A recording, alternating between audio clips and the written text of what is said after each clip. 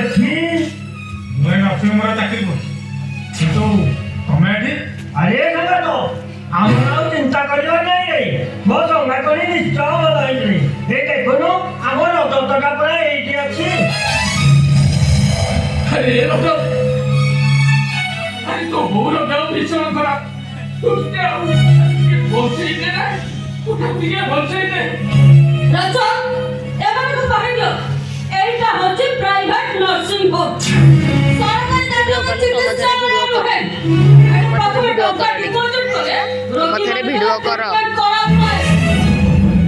ହଜାରେ କି 5,000 ଟଙ୍କା ନୁହେଁ 5 ଲକ୍ଷ ଟଙ୍କା କେତେ ଟଙ୍କା ଆମେ କୋଉଠୁ ଆଣିବୁ ବୋଉ ପାଖରେ ଯଦି ଟଙ୍କା ନାହିଁ ଏ ନର୍ସିଂ ମାସ ସାହସ କର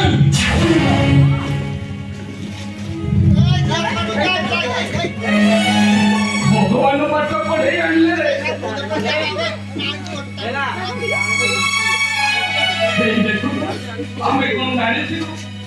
ତୁ ଏଇ ଡାକ୍ତରଖାନାରେ ଅଛୁ ବୋଲି ଗାଁ ଡାକ୍ତର ଫେରେଇ ଦେଲେ ଆଉ ସମସ୍ତେ କହିଲେ ଏଇଠିକି ଆଣିଲେ ତୋ ବୋଉଟା ଭଲ ହେଇଯିବ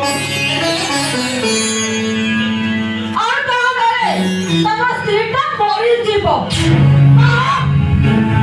এମିତି ତମ ସ୍ତ୍ରୀଟା କଣ ଦେଶର ପ୍ରଧାନମନ୍ତ୍ରୀ କି ରାଷ୍ଟ୍ରପତି ରହୁଛି ମରିଗଲେ ଦେଶଟା ଅଚଳ ହେଇଯିବ ହଉ ମା ତମେ ଏମିତି କଥା କହିପାରୁଛ ଯେତେ ଯାହା ହେଲେ ବି ସେ ତମର ବଡ଼ ଭଉଣୀ ଆରେ ହେ ତମେ କଣ ଜାଣିଛ ନ ଜାଣିଛ ସେ କଥା ମୁଁ ଜାଣିନି କେବଳ ଏତିକି ଜାଣିଛି ତାରି ତ୍ୟାଗ ବଳରେ ଏଇ ରଜଟା ଆଜି ଡାକ୍ତର ହେଇଛି ଡାକ୍ତର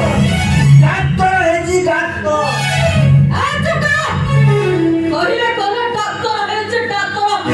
ଶୁଣ ଏ ତମ ମାନଙ୍କର ଡାକ୍ତର ହେଇପାରେ ହେଲେ ମୋ ପାଇଁ ଇଏ ଗୋଟେ ସାଧାରଣ କର୍ମଚାରୀ ସେଇ କର୍ମଚାରୀଟା ମୋ ଭାଇ ନଉନା এইটাକୁ ଡାକ୍ତର କରିବା ପାଇଁ ଆମେ ଦିନ ଧରି ଉପବାସ ରହିଛୁ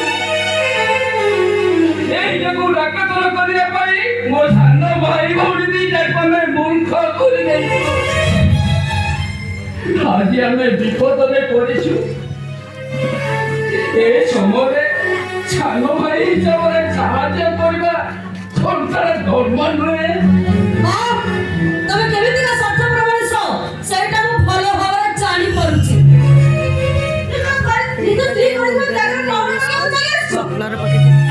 ଓ ହଁ ମନୀଷା ଗଙ୍ଗା ଝିଅ ମୋରଟା ଚୁପ୍ କର କାହିଁକି ଗୋଟେ ଚୁପ ଆରେ ମାଥି ଯାଉଛି ଆରେ ଏଇ ତମ ଆମର ଭାଇ ଯିଏ ନିଜ ସ୍ତ୍ରୀକୁ ଭଲ କରିବା ପାଇଁ ସାନ ଭାଇକୁ ବଡ଼ ପାଖକୁ ହାତ ପତେଇବା ପାଇଁ ପଠାଇଦିଏ ଆଉ ଏଇ ତମର ବଡ଼ ଭାଇ ନିଜ ସ୍ତ୍ରୀକୁ ଭଲ କରିବା ପାଇଁ ସାନ ଭଉଣୀକୁ ବେଶ୍ୟାବୃତ୍ତି କରିବା ପାଇଁ ପଠାଇଦିଏ ତମେ ମୋ ଉପରେ ହାତ ଉଠେଇଦେବ ଅତି ମୁଁ ତମକୁ ଛାଡ଼ିବି କେଉଁ ରକ୍ତେ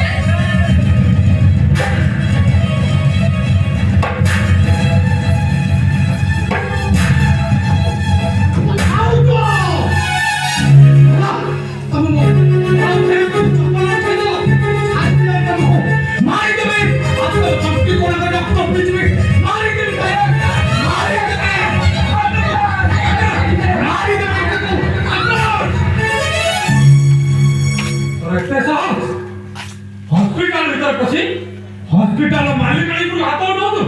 এইটা তো বাধি গলা নাই আরে সে যেতেবেলে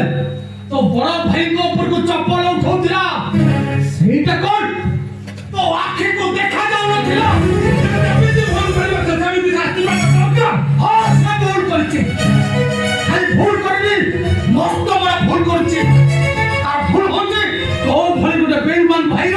ଭାଇ ଅମଳ ତାର ଭୁଲ ହଉଛି ତୋ ଭଳି ଗୋଟେ ବିଷଧର ସାପ କ୍ଷୀର କଦଳୀ ଦେଇ ପୋଷିବା चुप कर କାହିଁକି ଚୁପ ରହି ଭାଇ এই ভদ্রশ্রী গুড়া মোর আখি সামনে তম উপরକୁ ଚପଲ ଉଠେଇବ ଆଉ ମୁଁ ଏସବୁ ଦେଖି ଚୁପ ରହିବି ଭାଇ ଭାଇ କଣ ହେଲା? ଚୁପ ରହିବି ମୋ ବାଚ୍ଚା ସ୍ତ୍ରୀ ହଁ ଚୁପ ରହି ଭଦ୍ରଶ୍ରୀ ଲୋକ ମୋ ବାଚ୍ଚା ସ୍ତ୍ରୀ ଲୋକ ହଁ ଭଦ୍ରଶ୍ରୀ ଲୋକ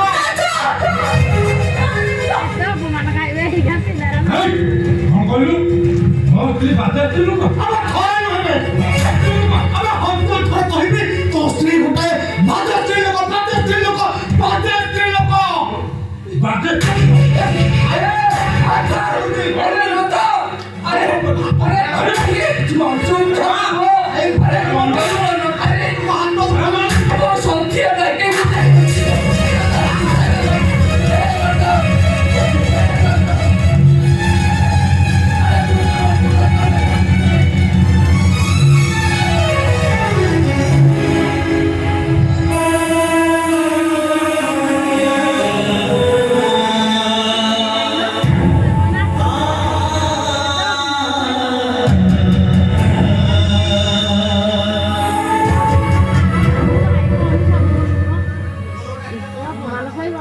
और अच्छा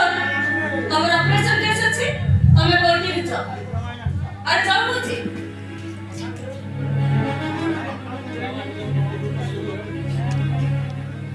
न जा सुनो तो मोर एमान काटी बाहर करर व्यवस्था करूची एमान को 10 मिनिट समय दे एमान जदि 10 मिनिट समय भितर न चाहती मो फोन करबा मात्र के सिस्टर को कहे सत्य को गोटे विष इंजेक्शन देई समिति कहले देखो मो भूल पाई मो शांति पाई दरकार देखो बच्चो मो भूल पाई मो केमिति कानो धरुची खाली कानो धरुनी कानो